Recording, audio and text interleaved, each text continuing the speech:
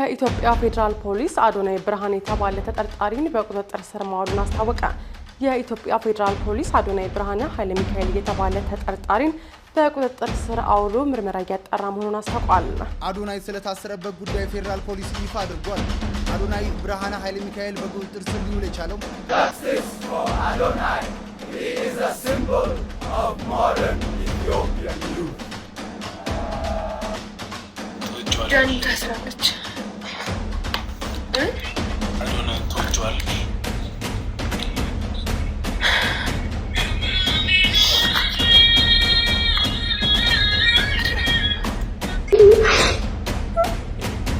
ምን አረጋችሁ?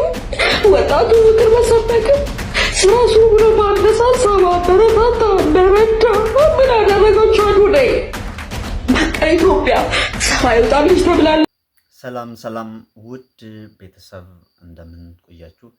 እኔ እግዚአብሔር ይመስገን ሰላም ነኝ። በዛሬው መረጃችን አዲስ እና ሰበር መረጃ ይዤ መጥቻለሁ።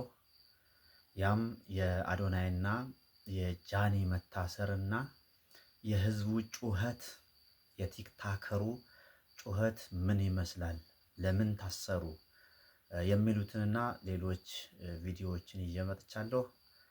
ሰበርና ወቅታዊ መረጃዎች ናቸው። እስከ መጨረሻ ተከታተሉ። ይህንን ቻናል ሰብስክራይብ፣ ቪዲዮ ለብዙ ሰዎች እንዲደርስ ላይክ፣ ሼር ታደርጉ አሳስባችኋለሁ። ወደ መረጃው እወስዳችኋለሁ። ስንት ዓመትሽ ነው ሳሮን? 18 አሁን ወደ 19 እየሄድኩኝ ነው። ሳሮንዬ እኔ በ11 ዓመት በልጥሻለሁ። አንድ ነገር ብነግርሽ ቅር ይልሻል? አይለኝም። አዶናይን አግኝተሽው ታውቂያለሽ? አዎ ካይንድ ልጅ ይመስለኛል፣ ጥሩ ልጅ ይመስለኛል። ግን አንድ መክርሽ ነገር፣ ወንድ ልጅ ይታሰራል፣ ይፈታል፣ ወንድ ልጅ ያጣል፣ ይቸገራል፣ ያገኛል። ያንቺ እምባም ማታፈሺ ጥሩ ነው። ማፍሰስም ካለብሽ ደግሞ ኢትዮጵያ ውስጥ በጣም 10 ምናምን ሚሊዮን ተፈናቃይ ህዝብ አለ። በየቀኑ ብዙ ሺዎች ይሞታሉ። መንገድ ላይ ራሱ ሶፍት እያሉ የሚዞሩ በጣም ህጻናት አሉ። እናት አባት የሚለው አለ፣ የሚገባበት የሚወጣበት ያጣ ሰው አለ። ለነሱ ብታለቅሺ ሞር እንባሽ ጥሩ ነው ስልሽ፣ ይታሰር አይታሰር አላወቅሽም ገና። አይ እንደዚህ አይነት ዜና ስለሰማሁና በጣም ደንግጬ ነው። የሚያስለቅስ ነገር እኮ አይደለምማ። ምን አረጋችሁ?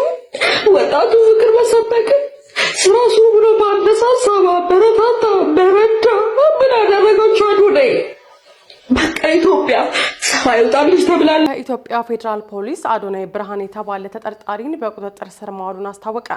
የኢትዮጵያ ፌዴራል ፖሊስ አዶናይ ብርሃን ኃይለ ሚካኤል የተባለ ተጠርጣሪን በቁጥጥር ስር አውሎ ምርመራ እያጣራ መሆኑን አስታውቋል። ከትናንትና ወዲያ በቀኑ የዜና ላፍታ የመረጃ ሰዓታችን ላይ ፌዴራል ፖሊስ ከኢትዮጵያ ባህልና ስነ ምግባር ያፈነገጠ አስነዋሪ አለባበስ ለብሰው በአደባባይና በቴሌቪዥን በቀጥታ ስርጭት ለሕዝብ ታይተዋል ባላቸው 5 ተጠርጣሪዎች ላይ ምርመራ መጀመሩን ማስታወቁን መዘገባችን ይታወሳል። አዶናይ ብርሃን ኃይለ ሚካኤልን በቁጥጥር ስር ሊውል የቻለው ከዚሁ የወንጀል ጉዳይ ጋር በተያያዘ መሆኑን ከኢትዮጵያ ፌዴራል ፖሊስ ያገኘነው መረጃ ያመለክታል።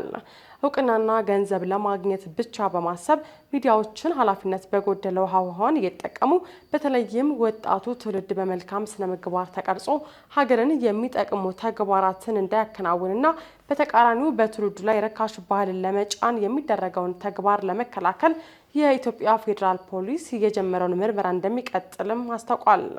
በአዲስ አበባ ከተማ በተካሄደው በ3ኛው የጂ ፓወር ቲክቶክ ክሬቲቭ አዋርድ ላይ በህዝብ ዘንድ ተቀባይነት የሌለው አስነዋሪ አለባበስ ለብሰው በአደባባይና በቴሌቪዥን በቀጥታ ስርጭት እየታዩ ዝግጅቱን በስፖንሰርነት እየደገፉና ፕሮግራሙን አቀናብረዋል የተባሉ ተጠርጣሪዎቹ ወንጌላዊት ገብረ እንድሪስ፣ በረከት ጸጋይ፣ መቅድም ደረጀ፣ ግሩም ገዛኝና ዮሐንስ መኮንን የተባሉ ግለሰቦች መሆናቸው ይታወሳል።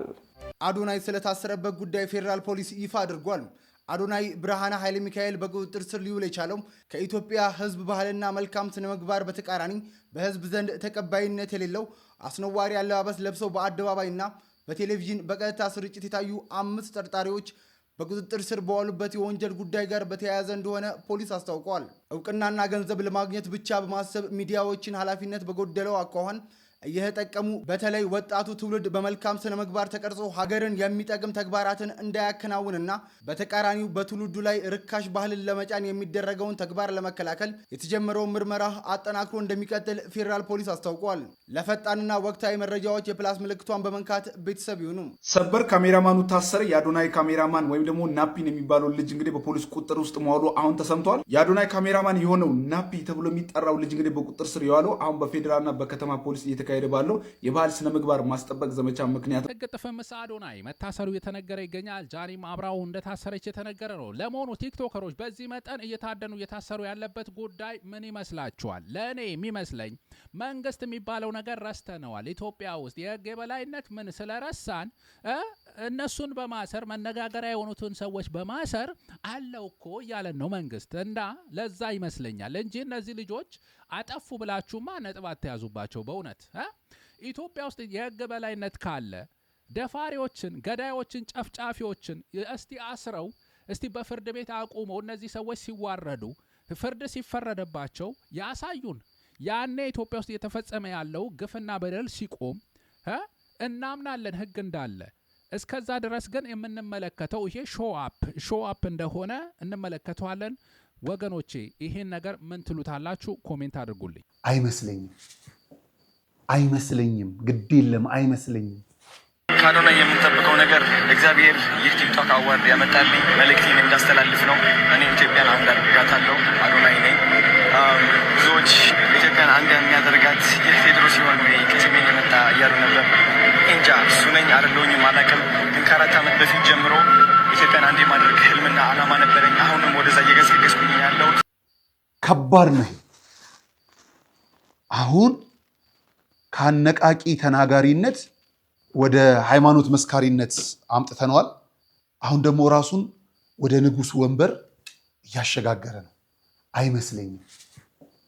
አይመስለኝም፣ ግድ የለም አይመስለኝም። ገና በእንጭጩ መቅጨት ያለብንን ማስቆም አለብን። መታበይ እንዳይጀምር። በነገራችን ላይ ይህ እነሱ መታሰር ምን ያስተምራል ከተባለ እንግዲህ በቲክታክ ፕላትፎርም፣ በዩቲዩብ ፕላትፎርም ሰውን እንደወረደ የምትሳደቡ፣ መንግስትን የምትሳደቡ፣ የህዝብን አለባበስ፣ የህዝብን ሞራል የማትጠብቁ፣ የህዝብን ባህል እሴት ያፈነገጠ አለባበስ የምትለብሱ ሰዎች ከነዚህ ሰዎች መማር አለባችሁ። ይህ የእነሱ መታሰር ለእናንተ ትምህርት ይሁን እንላለን። ሌላኛው አዶናይ እና ጃኒ ህግ ጥሶ ከሆነ ቢታሰሩ ምርመራ ነው እየተደረገባቸው ያለው። አልታሰሩም፣ ፈጽሞ አልታሰሩም። ቢጠየቁ ምንም ነውር የለውም። ምክንያቱም የህዝቡን ባህል እሴት ያፈነገጠ አለባበስ ለብሰዋል ተብሎ ነው የታሰሩት። በዚህ ምክንያት ነው የታሰሩት። ስለዚህ የህዝቡን ሞራል የማትጠብቁ፣ ባህል እሴት ያፈነገጠ አለባበስ የምትለብሱ ሰዎች፣ ሰውን የምትሳደቡ ሰዎች ከነዚህ መማር አለባችሁ እንላለን። እነሱም እንዲፈቱ እንግዲህ ምኞታችን ነው። መጸለይ ያስፈልጋል፣ ትብብር ማድረግ ያስፈልጋል። ምክንያቱም በጣም ጥሩ ሰው ነው፣ ደግ ሰው ነው። ደግነቱ፣ ቸርነቱ፣ ስራው በዓለም ታውቋል። በተለይ የተቸገሩ ሰዎችን በመርዳት በጣም መልካም የሆኑ ስራዎችን እየሰራ የነበረ ወንድማችን ነው። ስለዚህ እንዲፈቱ ምኞታችን፣ ተስፋችን ነው እንላለን። ስለተከታተላችሁ እናመሰግናለን። እጅግ በጣም እናመሰግናለን። ይህንን ቻናል ሰብስክራይብ፣ ቪዲዮ ለብዙ ሰዎች እንዲደርስ ላይክ፣ ሼር እንድታደርጉ አሳስባችኋለሁ። ሰላም ሁኑ።